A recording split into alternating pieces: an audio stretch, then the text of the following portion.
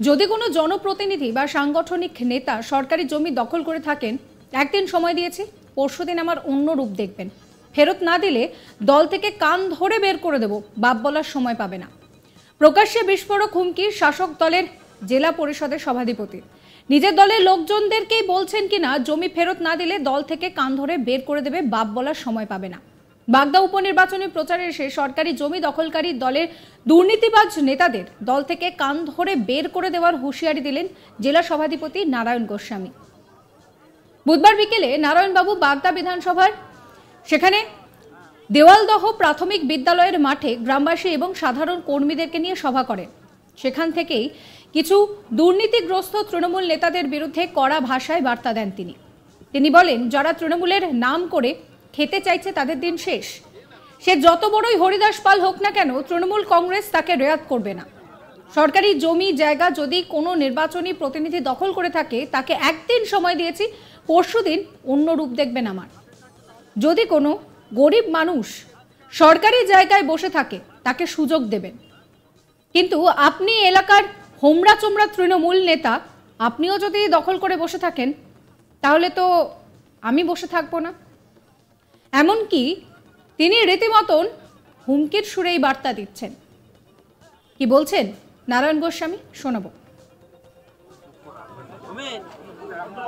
তৃণমূলের সব লোক খারাপ এটা কিন্তু নয়। মমতা বন্দ্যোপাধ্যায় কোনো দোষ করে, হয়তো আপনার এখানে কোনো নির্বাচিত প্রতিনিধি, তৃণমূলের কোনো নেতা কর্মী, তার কোনো ভূমিকা আপনাদেরকে দুঃখ দিতে পারে। আমি তার জন্য আপনাদের কাছে করজোরে ক্ষমা চাইছি। আমরা সংশোধিত রূপে আপনাদের কাছে আসতে চাই। আর তৃণমূল পার্টি ভাঙিয়ে, তৃণমূল দল ভাঙিয়ে যারা করে কমে খাওয়ার চেষ্টা করছে, আমি নারায়ণ গোস্বামী দায়িত্ব নিয়ে বলে যাই, তাদের দিন শেষ। তৃণমূল তাদেরকে তাই তিনি যত বড় পোর্টফোলিওতে থাকুন না কেন, হরিদাস পাল হন না কেন, তৃণমূল কংগ্রেস কখনো তাকে রেয়াত করবে না। স্পেসিফিক কিছু রিপোর্ট আছে যে কিছু নেতা, কিছু জনপ্রতিনিধি মানুষের কাছে টাকা পয়সার বিষয় আছে। আমি আগের দিন কাল বলেছি 72 ঘন্টার মধ্যে মিটিয়ে দাও। আর সরকারি জমি জায়গা যদি কোনো নির্বাচিত প্রতিনিধি বা সাংগঠনিক নেতা দখল করে থাকেন, তাকে একদিন সময় দিয়েছি, পরশুদিন কিন্তু নারায়ণ গোস্বামীর অন্য রূপ দেখবেন আপনারা। গরিব মানুষ যদি কোনো সরকারি জায়গায় বসে থাকে, তাকে বসার সুযোগ দেবেন। ভোটের পরে যাতে পাট্টা পায়, আমি ডিএম এর সাথে কথা বলে তার ব্যবস্থা করব। সেই গরিব মানুষ যে দলের হোক না কেন, মমতা বন্দ্যোপাধ্যায় কখনো দল দেখে না। কিন্তু আপনি এলাকার হোমরা চোমরা তৃণমূল, আপনিও দখল করে নিলেন, আর তৃণমূলের নেতা কর্মী হিসেবে আমি আঙুল চুষবো, এটা ভুল ধারণা। আপনার মতো লোককে কানটি ধরবো, তৃণমূল থেকে বের করে দেবো, বাপ বলে ডাকাচ্ছি। সুতরাং আমি আপনাদের কাছে বলবো যে আপনারা মমতা বন্দ্যোপাধ্যায় থেকে মুখ ফিরিয়ে থাকবেন না। আরো বেশি বেশি ভোটে তৃণমূলকে জেতান এবং আগামী যে 2 বছর মধুপর্ণা ঠাকুর এখানে জিতবেন। এই ঘটনায় ব্যাপক বিদ্রুপ করেছে বিজেপি। সৌরভ গয়ালি বিজেপি নেতা, তিনি কি বলছেন শোনাবো। আচ্ছা, তাহলে তো উনি স্বীকার করে নিয়েছেন যে ওনার তৃণমূলের নেতারা জমি দখল করে বসে আছেন। তো আলটিমেটলি বোঝা যাচ্ছে যে তৃণমূলরা জোর করে সাধারণ মানুষের এবং সরকারের জমি দখল করে। এবং আমরা দেখেছি কলকাতা শহরে ইতিমধ্যে গরিব মানুষকে ফুটপাত থেকে সরিয়ে তাদের ব্যবসা বাণিজ্য বন্ধ করে দিয়ে, যারা ছোট ছোট ব্যবসা করে জীবন জীবিকা বাঁচাতো, তাদের এখন ব্যবসা বন্ধ করে দিয়েছে। এতে তৃণমূল কংগ্রেসকে ধিক্কার জানাই। এই জবাব মানুষ গণতন্ত্রের মাধ্যমে আগামী বাগদা উপনির্বাচনে ভোটের মাধ্যমে দেবে।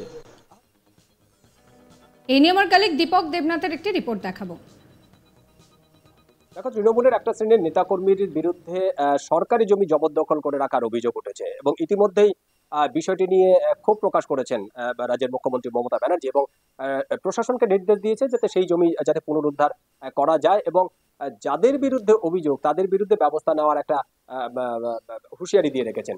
ঠিক এইরকম একটা পরিস্থিতিতে কিন্তু রাজ্যের যে বিধায়ক, তৃণমূল বিধায়ক অশোকনগরের নারায়ণ গোস্বামী, তিনি আবার পাল্টা একটা হুঁশিয়ারি দিয়ে রেখেছেন সেই সমস্ত নেতা কর্মীদের বিরুদ্ধে যাদের বিরুদ্ধে এরকম ধরনের অভিযোগ উঠছে, অর্থাৎ সরকারি জমি জবরদখল করে রাখার অভিযোগ উঠছে।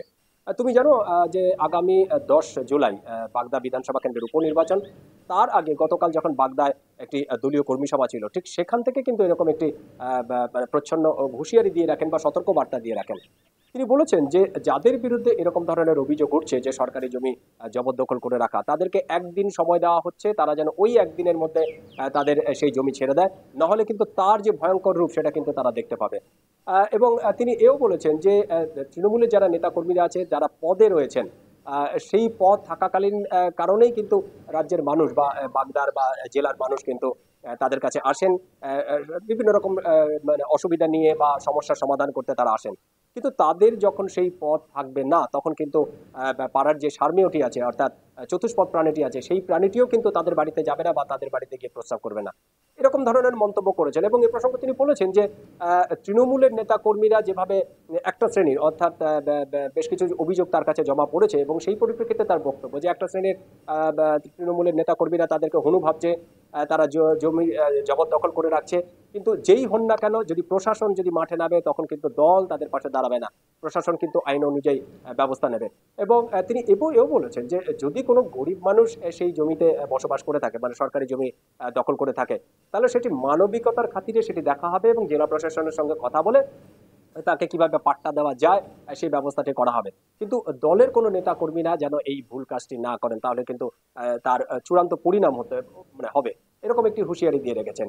তো স্বাভাবিকভাবেই এইরকম একটি মন্তব্যে দলের মানে তৃণমূলের এরকম একটি মন্তব্যে কিন্তু বিজেপি কিন্তু কটাক্ষ করতে ছাড়েনি। বিজেপির যে বাগদা পঞ্চায়েত সমিতির সদস্য আছে সৌরভ গয়ালি, তিনি বলেছেন যে বিধায়কের মুখ থেকে এরকম একটি মন্তব্যেই পরিষ্কার যে তৃণমূলের এক শ্রেণীর নেতাকর্মীরা এরকম একটি দুর্নীতিতে জড়িয়ে পড়ছেন এবং তাদের বিরুদ্ধে সরকারি জমি জবরদখল করে রাখার অভিযোগ উঠেছে।